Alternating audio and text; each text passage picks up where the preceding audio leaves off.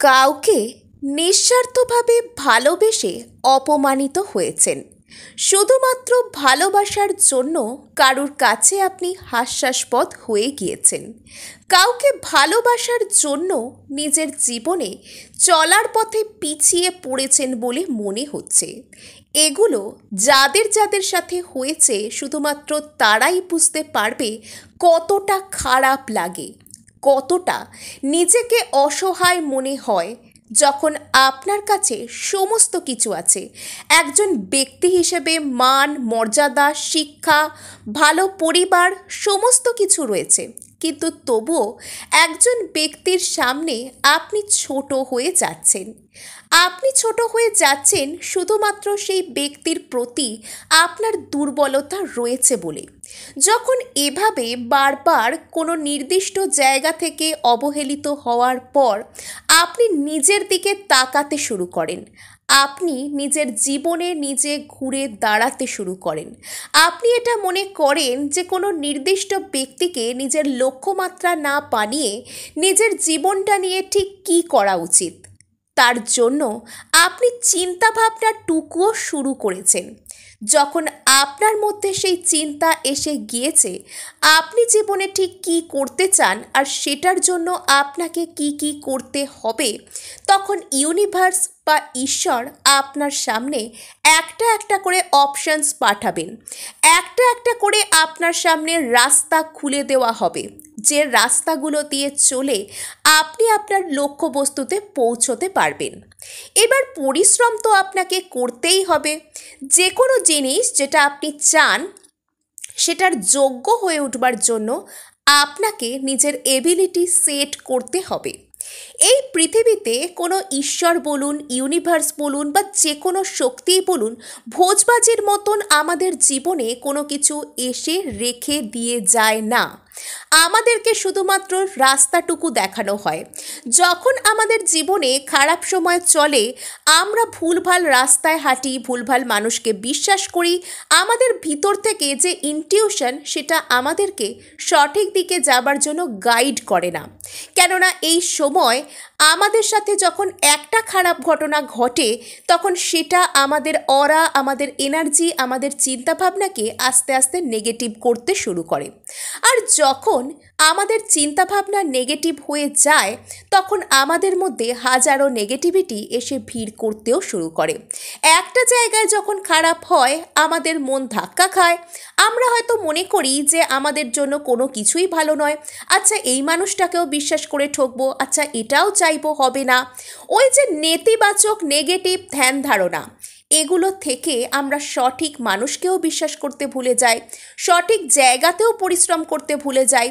ফলত আমাদের হাত থেকে ভালো সুযোগ, ভালো মানুষ, ভালো জিনিস এই সব কিছুই বেরিয়ে যেতে থাকে। কিন্তু যখন আমাদের জীবনে ভালো সময় আসে তখন আমাদের সামনে এমন এমন ঘটনাকে উপস্থাপিত করা হয় এবং এমন মানুষদেরকে আমাদের জীবনে পাঠানো হয় এবং আমাদের ভিতরে থাকা যে অন্তর্মনের আওয়াজ, যে আত্মার কথা, যে ইনটিউশন, সেটাও আমরা শুনতে পারি। অ্যাকচুয়ালি আমাদের ইনটিউশন আমাদের সবসময়ই গাইড করে, কিন্তু আমরা সেটাকে শুনি কি শুনি না এটা আমাদের পারিপার্শ্বিক অবস্থা, আমাদের মনের মধ্যে থাকা পজিটিভিটি, আমাদের চিন্তাভাবনা এই সমস্ত কিছুর উপরেই নির্ভর করে। কিন্তু যখন আপনি একজন কোনো নির্দিষ্ট মানুষকে নিজের জীবনে নিজের লক্ষ্যমাত্রা, লক্ষ্যবস্তু বা মেন ফোকাস বানিয়ে ফেলেন, আপনার জীবনে আর যা কিছু রয়েছে, আর যা কিছু চলছে, আর যা কিছু পেতে হবে সবই সেকেন্ডারি, শুধুমাত্র মুখ্য প্রাইম জায়গায় রয়েছে কোনো একজন মানুষ। আর এখান থেকেই আপনার মধ্যে প্রবলেম আসা শুরু হয়ে যায়। এরকমটা হওয়ার কারণ হলো আমরা প্রত্যেকে আলাদা আলাদা মানুষ, আমরা প্রত্যেকে ঈশ্বরের আলাদা সৃষ্টি, আমরা প্রত্যেকে ইউনিক, আমাদের প্রত্যেকের নির্দিষ্ট লক্ষ্যমাত্রা রয়েছে, নির্দিষ্ট ইচ্ছা শক্তি রয়েছে, আমাদের প্রত্যেকের আলাদা আলাদা গন্তব্যে যাবার রয়েছে। যখন আমি আমার জীবনে পজিটিভিটিটাকে পেতে পারছি না বলে, আমি নিজের উপর বিশ্বাস রাখতে পারছি না বলে অপর একজন মানুষের চোখ দিয়ে সারাক্ষণ নিজেকে দেখতে চাইছি, আমার মধ্যে কোনো রকম কোনো ফ্রি উইল তো নেই, আমি চাইছি অন্য একজনের ফ্রি উইলকে কন্ট্রোলে আনতে, গ্রিপে আনতে।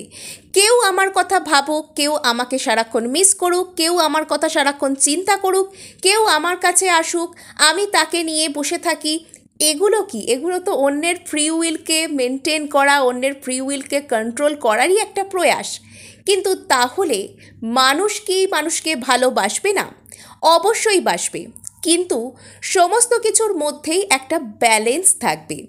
আপনারা যারা সোলমেটকে অলরেডি পেয়ে গিয়েছেন তারা এটা লক্ষ্য করে দেখবেন যে সোলমেট আপনাদের জীবনে আসবার পূর্বে আপনাদের পরিস্থিতি, আপনাদের চিন্তাভাবনা ঠিক কীরকম ছিল। আপনারা নিজেদেরকে নিজেরা ব্যালেন্স করতে শিখে গিয়েছিলেন, কিন্তু যখনই আপনি সামনের মানুষটার উপরে অতিরিক্ত মাত্রায় মানসিকভাবে, অর্থনৈতিকভাবে বা অন্য কোনো দিক থেকে অতিরিক্ত পরিমাণে আপনি ডিপেন্ডেন্ট হয়ে যাচ্ছেন, অতিরিক্ত নির্ভরশীলতা এসে যাচ্ছে যে ওর কাছ থেকে এই জিনিসটা ছাড়া আমার জীবন চলবে না, তখন মানুষটা চলে যাচ্ছে সেকেন্ডারি ফর্মে, আর তার করা অ্যাকশন, তার করা আপনার প্রতি কোনো জিনিস, কোনো ব্যবহার, সেটা হয়ে যাচ্ছে মুখ্য স্থানে। আর তখনই আপনার সমস্ত জীবন ওলটপালট হতে শুরু করে। প্রথমে সেই মানুষটা আপনাকে আঘাত দেন, আপনাকে দূরে সরিয়ে দেন, আর তারপরে আপনার জীবনের অন্যান্য দিকগুলো ক্ষতিগ্রস্ত হতে শুরু করে। আপনি জীবনে নিজের মূল লক্ষ্যকে হারিয়ে ফেলেন, আপনি নানান বদ অভ্যাসকে নিজের সঙ্গী বানিয়ে ফেলেন, এগুলো আপনার জীবনে হতে শুরু করে। কিন্তু যখন থেকে আপনি সেই মানুষটার উপর থেকে ফোকাস সরিয়ে নিজের উপর নিয়ে আসেন, হ্যাঁ আপনি ভালোবাসেন, খুব ভালো কথা, সে আপনার জীবনে আসবে, এটা আরও ভালো কথা, কিন্তু তার জন্য আপনাকে নিজেকে তৈরি হতে হবে। আপনি এখন এই মুহূর্তে যদি একটা ভাঙাচোরা এনার্জি নিয়ে বসে থাকেন, আপনি নিজেই জানেন না আপনার জীবনটাকে নিয়ে কি করতে হবে, আপনার কেরিয়ারের কি কোনো ঠিক ঠিকানা নেই, আপনার স্বাস্থ্য খারাপ, আপনার মানসিক স্বাস্থ্য সেটা আরও খারাপ, আপনি নেগেটিভিটির একটা আঁতুড় ঘরে পরিণত হয়েছেন, আপনার সাথে আপনার পরিবারের মানুষদের সম্পর্ক ভালো নেই, আপনি আপনার জীবনে ছোটবেলার বন্ধুবান্ধবদের সাথে অবধি টাচে নেই, তো সেখানে আপনি আগে এই পর্যায়গুলোকে মেনটেন করার চেষ্টা করুন। আপনার ভালো ছবি আঁকতে ইচ্ছা করে, ছবি আঁকুন। আপনার কোনো অন্য হবি রয়েছে, আপনি সেটাকে ফুলফিল করুন।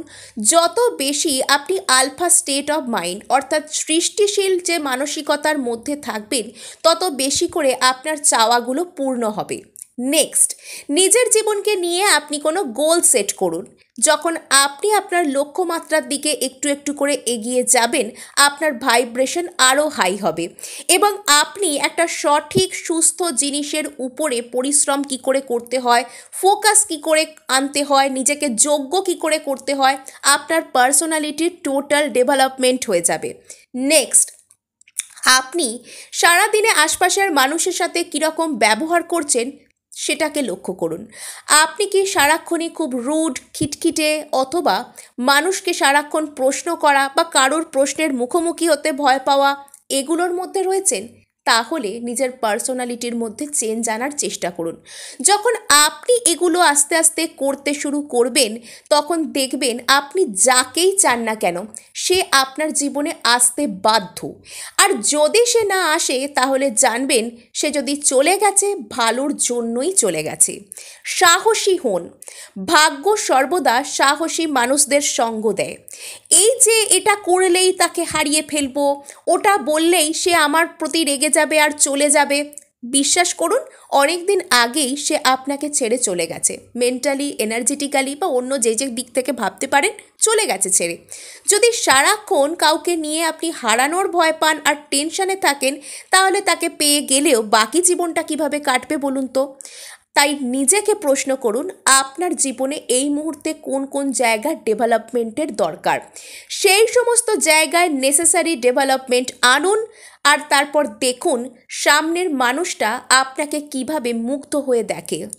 মনে মনে ভাবতে এটা বাধ্য হবে, যদি ছেড়ে চলেও গিয়ে থাকে মনে মনে এটা ভাবতে বাধ্য হবে কাকে হারিয়ে ফেললাম, কি করলাম। সুযোগ খুঁজবে, সুযোগ আপনার সামনে একবার এসে দাঁড়ানোর জন্য। আর যদি আপনার জীবনে আছে কিন্তু ইগনোর করছে, আজকে কথা বলে কালকে বলে না, দেখবেন নিজে থেকে আপনার কাছে আসছে, আপনার সাথে কথাবার্তাও বলছে। তো আজকে এটুকুই, দেখা হচ্ছে নেক্সট ভিডিওয়ে। ধন্যবাদ।